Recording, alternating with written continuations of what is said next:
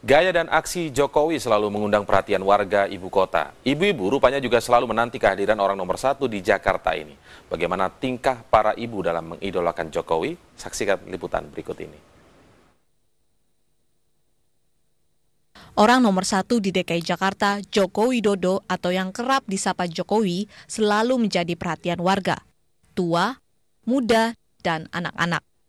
Selainnya seorang idola, seorang ibu di Kampung Marunda nekat mencium pipi Jokowi saat pembagian kartu Jakarta Sehat Senin 12 November.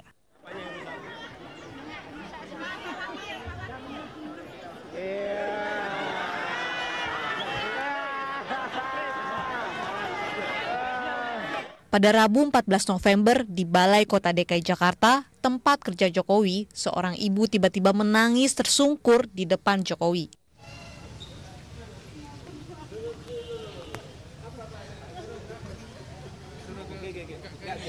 Ke dalam, jangan nangis di sini. Jokowi kemudian membawa ibu ini ke ruang kerjanya untuk mendengarkan keluh kesahnya. Tidak hanya menjadi gubernur DKI Jakarta, mantan wali kota Solo ini juga menjadi idola masyarakat Jakarta, terutama di kalangan ibu-ibu. Dari Jakarta, Priska Niken, Arif Rahman, Metro TV.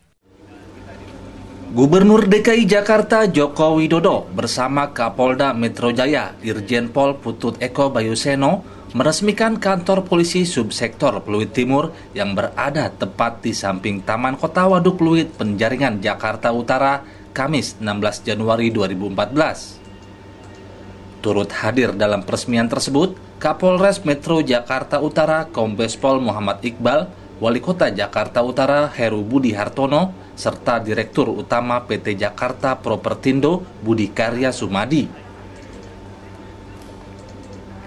Nantinya bangunan yang berdiri di atas lahan seluas 200 meter dan luas bangunan 96 meter tersebut akan berfungsi sebagai pos pengamanan terhadap warga Kelurahan Pluit Timur dan sekitar Taman Kota Waduk Pluit.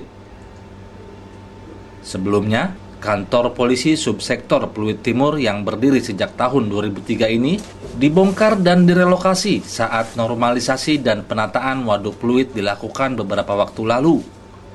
Kini, setelah penataan di sisi barat Waduk Pluit selesai, Pol Subsektor Pluit Timur kembali dibangun. Gubernur DKI Jakarta, calon-calon polisi nih nanti. Ya, Bapak Kapolda yang telah meresmikan pos-pos ini Pol Subsektor merupakan ujung tombak yang paling terdepan melayani masyarakat, menjadi sahabat masyarakat dan juga sebagai penolong masyarakat.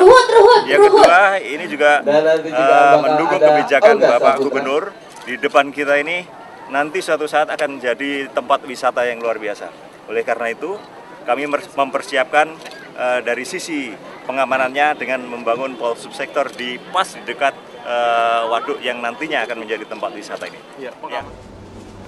Dari Pluit, Jakarta Utara, Tim Berita Jakarta melaporkan. Gubernur DKI Jakarta terus memberikan perhatian kepada korban banjir. Kali ini Jokowi mengunjungi korban banjir yang mengungsi di pasar lokasi binaan Rawabuaya, Jalan Dharma Wanita, Kelurahan Rawabuaya, Kecamatan Cengkareng, Jakarta Barat, Kamis 16 Januari 2014. Pantauan berita Jakarta.com, di lokasi pengungsian, kedatangan Jokowi setidaknya mampu menghadirkan keceriaan bagi warga korban banjir karena merasa dipedulikan oleh pemimpinnya. Warga juga sangat senang karena kedatangan Jokowi juga untuk menyerahkan bantuan berupa buku tulis dan makanan siap saji. Usai beramah tamah dengan warga, Jokowi mengatakan jumlah pengungsi sudah jauh berkurang. Lebih lanjut, Jokowi menegaskan relokasi penduduk bantaran sungai akan dilakukan jika rumah susun sudah selesai dibangun. Dan saat ini anggarannya masih menunggu ketok palu dari DPRD DKI Jakarta. Sudah, ini kan baru menyiapkan rusunnya. Sekarang ini kita baru proses menyiapkan rusun. sebelum rusun itu jadi apalagi sulit yang memindahkan. Dana rusun di sini Pak, di sini akan dibangun rusun dan pasar. Jadi pasarnya, pedagangnya juga mendapatkan tempat, ya kan? Tapi atasnya bisa dipakai untuk rusun. Ini gambarnya kayak gini. Mana Pak? Tunjukin Pak, tunjukin. Oh iya. Ini gabungan antara rusun dan pasar. Dimulai sesegera mungkin setelah APBD digebuk. Sudah. Ya sudah, sebagian sudah pulang sih. Tinggal sedikit sekali, ini tinggal mungkin hanya nggak ada 20%, yang ada ini sudah pulang semuanya untuk membersihkan rumahnya juga. Dan moga-moga nggak ada hujan lagi, nggak ada banjir. Ya tadi kan lihat. Ya ada buku tulis untuk anak-anak. Aman. Ada beras, ada roti, ada ya itu. Ya karena yang dibutuhkan di bawah itu. Ya. Dari Jakarta Barat, Tim Berita Jakarta melaporkan. Kementerian Pekerjaan Umum mengalokasikan 1 triliun rupiah untuk Provinsi DKI Jakarta dari anggaran 6 triliun untuk mengatasi banjir di seluruh Indonesia. Pemerintah menargetkan kota DKI Jakarta akan bebas dari banjir di tahun 2017. Kementerian PU sudah mengerjakan 3 daerah untuk dinormalisasi sistem pengairannya, yakni Pesanggerahan, Angke, dan Sunter. Rencananya program ini akan selesai tahun 2014. Saat ini Kementerian PU telah mengerjakan 10 daerah rawan banjir dari 78 daerah yang ada di Jakarta dan masih tersisa 56 daerah rawan banjir lainnya. Sementara itu 11 daerah lainnya merupakan tanggung jawab Pemda DKI. Pemerintah juga mendapatkan bantuan senilai 1,4 triliun rupiah dari Bank Dunia khusus untuk menangani banjir DKI Jakarta. Bantuan ini akan cair bertahap dari tahun 2013 hingga 2016. Angke Sunter, total anggaran itu 2,3 triliun selama 3 tahun ya. Itu untuk tiga sungai itu, 3 sungai tadi itu ya. Plus nanti ditambah lagi dengan normalisasi Ciliwung Lama dan pintu air Manggarai, pintu air itu 450 miliar gitu. Jadi kurang lebih total itu yang sudah komited itu 2,7, 2,8 lah itu triliun itu. Itu hanya fisik loh, hanya konstruksi saja ya, tidak termasuk pembebasan tanahnya. Iya, dan mana ini Pak bisa tetap udah diturap. Ya. Udah diturap juga. Gubernur DKI Jakarta Joko Widodo memantau kondisi hutan kota di Rawamalang, kawasan Cilincing, Jakarta Utara pada Kamis siang. Di hutan kota tersebut, Gubernur Jokowi disambut antusias warga di sekitar lokasi.